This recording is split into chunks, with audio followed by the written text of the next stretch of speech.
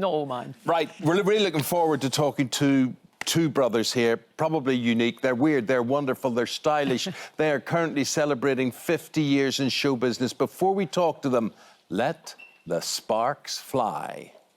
Heartbeat, increasing heartbeat, S20 calibers. I thought of you, they needed protein just like you do. This time ain't big enough for the both of us.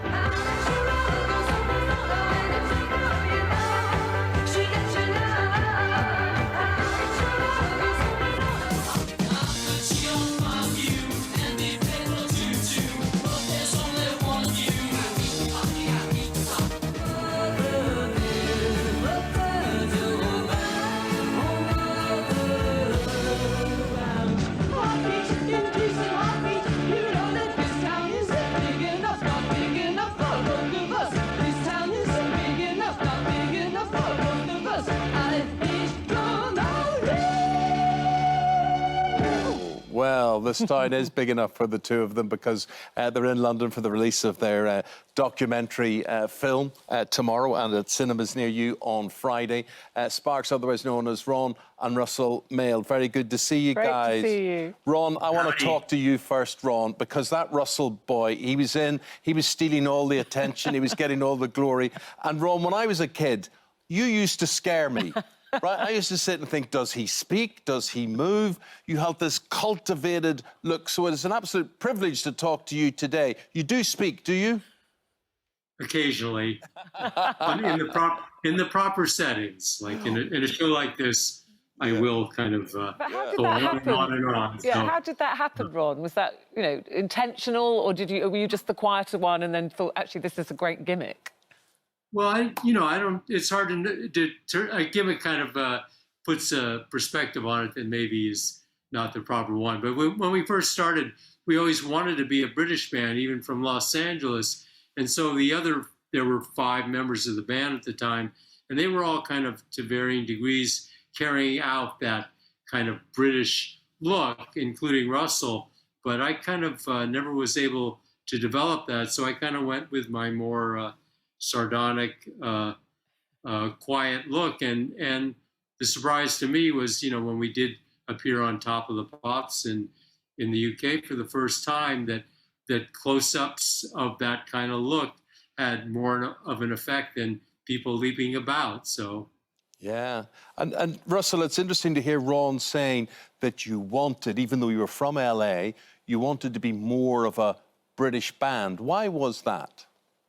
We always gravitated early on when we were growing up in LA to the British bands because we thought there was more like theatrics to what they were doing. We tended to like the lyrical slant of a lot of groups from the UK at that time, the early Who, the early Kinks, the Move. And so we responded to that more than the bands that were in our hometown, like the kind of Laurel Canyon singer-songwriter sensitive scene kind of didn't appeal to us in the same way that the impact of the sort of British invasion had on us. So we always gravitated towards those bands. And then in the early 70s, our dream came true when we were asked to come to the UK and reform with British musicians and actually move to London. And fortunately for us, things went really well. And we're going to see all of this in the documentary, because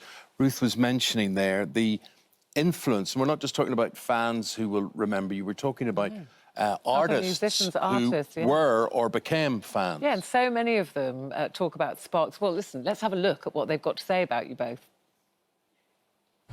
Throughout all the years that I've been making music, if you get on a tour bus with a bunch of musicians, eventually the conversation will go to Sparks. I remember just seeing them all the time, like, who are those guys? They are a band who you can look up on Wikipedia and know nothing. We are Sparks, dude. Please welcome Sparks! Frequently asked questions about Sparks. How many albums are there? 25 albums. Are you brothers? We are brothers. How did you first meet? We are brothers. Music at its best, you hear it and you go, oh my God, what is that? It's insane, but it's fantastic.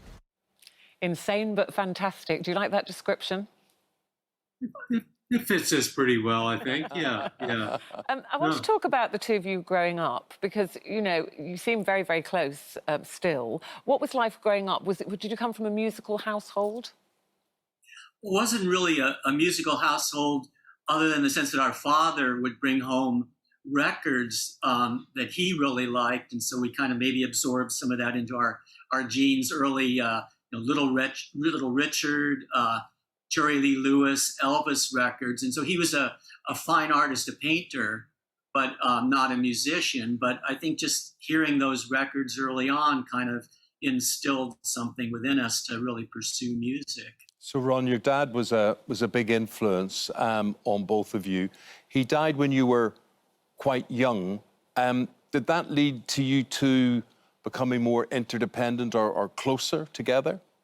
I think that really was the case. That at that point, when you lose someone that's so important in your life and at such an early age, you need to have kind of some sort of replacement. And I think the replacement was the two of us becoming closer than we had before.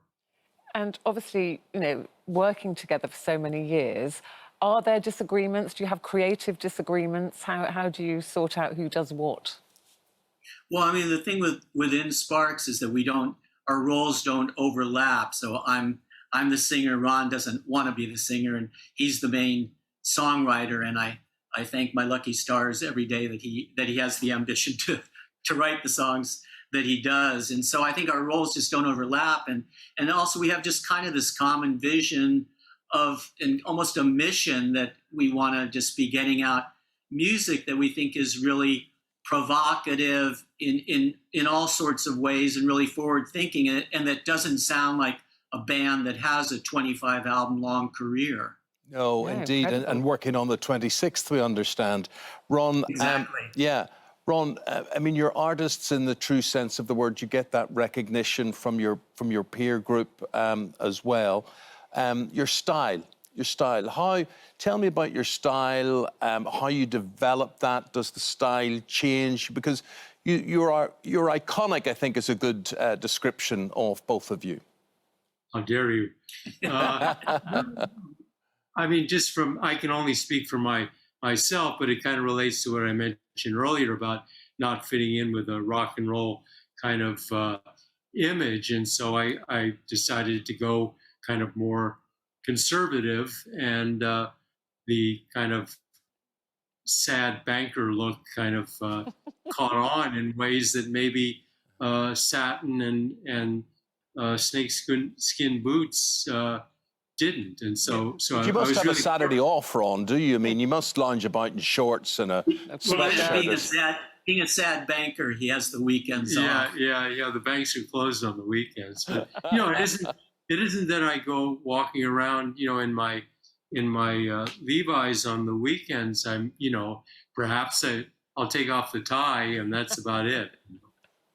Very good. Well, look, listen, what can people expect? I mean, the documentary will be opening the Sundance Film Festival in London, which is an annual film festival that people know about. It was delayed because of COVID last year. Your documentary opens this, and then it goes network through Cinema Network come Friday.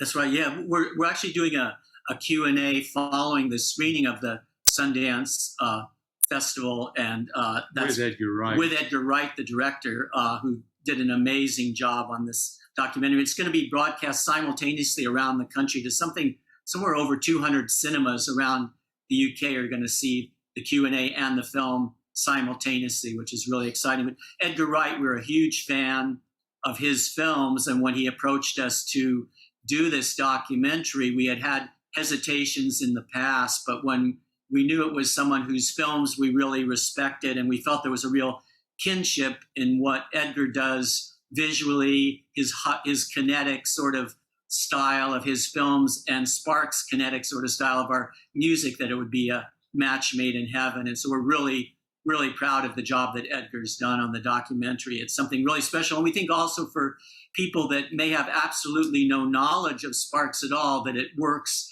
just as a movie. So that's something that we we're really proud of.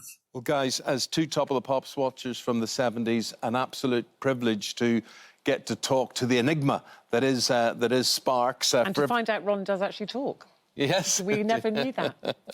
The Sparks Brothers in cinemas come Friday. Really appreciate it, guys. Great Thank to you very meet much you. indeed. Good luck. Thank you. Thank you so much. Very much indeed. There you go.